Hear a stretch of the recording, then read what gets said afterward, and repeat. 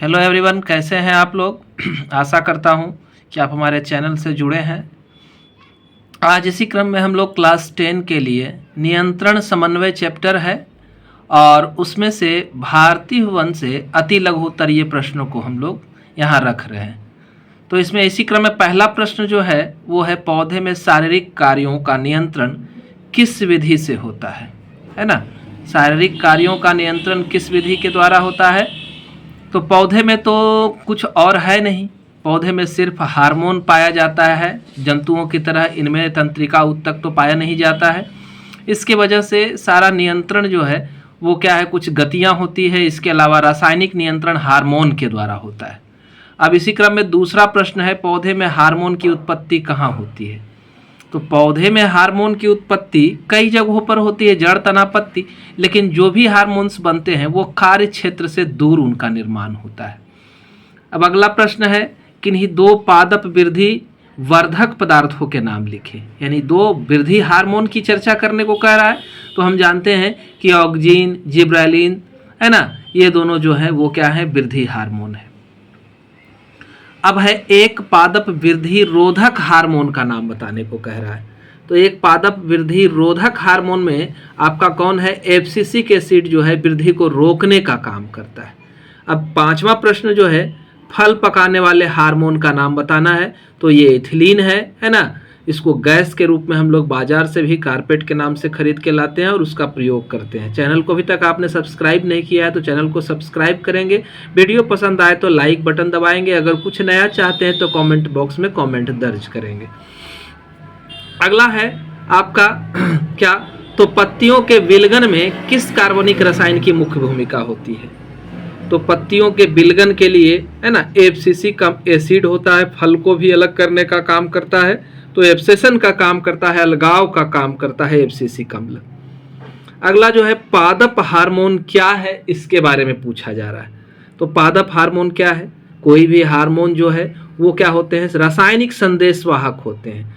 ये रासायनिक पदार्थ है जो पौधे में वृद्धि और उपापचयी क्रियाओं का क्या करते हैं, नियंत्रण करते हैं। इसके अलावा ये जान ले कि हार्मोन काफ़ी अल्प मात्रा में स्रावित होते हैं।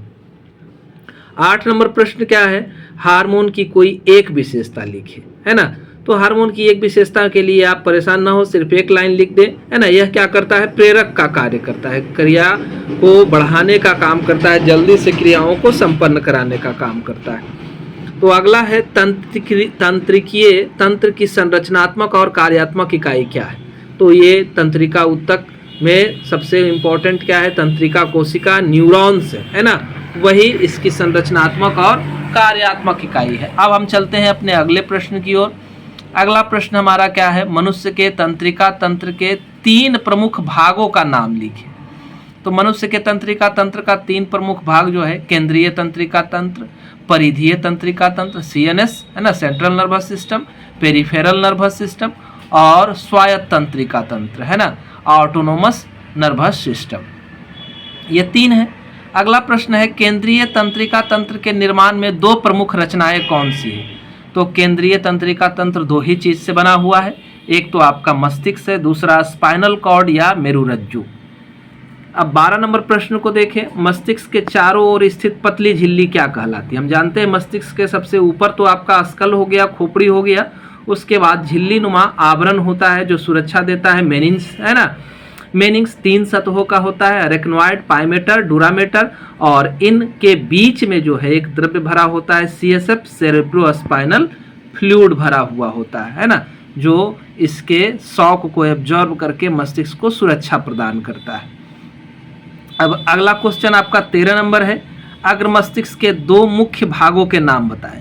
तो अग्र मस्तिष्क का 2 मुख्य भाग क्या है, पहला तो आपका सेरिब्रम है, सबसे बड़ा हिस्सा 2/3 भाग को कवर करता है, और सेरिब्रम से ही ढका हुआ हिस्सा होता है डायनसेफेलॉन, जिसमें थैलामस और हाइपोथैलामस आते हैं।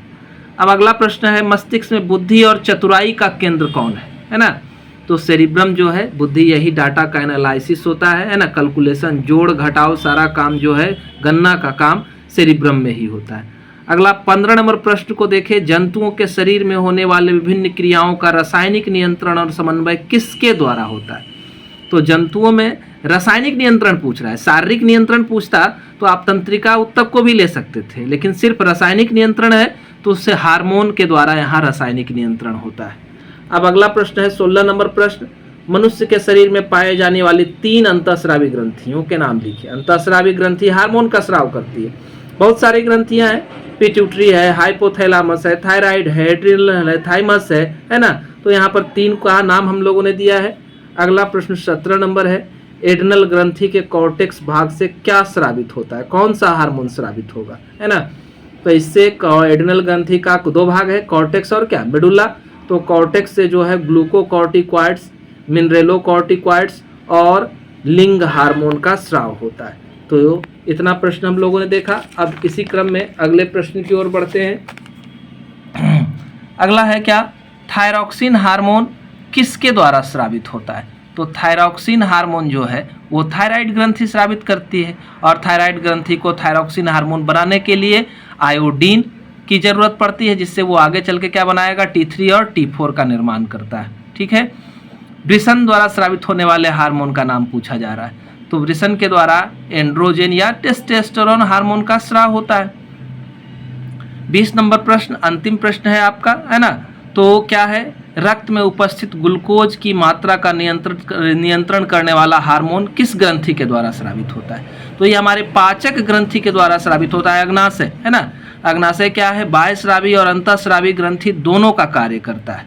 तो इसी से स्रावित होता है। अग्नाशय के लैंगर हैंस दीपिका में कोशिकाएं होती है, अल्फा सेल, बीटा सेल। तो बीटा सेल के द्वारा इंसुलिन का स्राव होता है।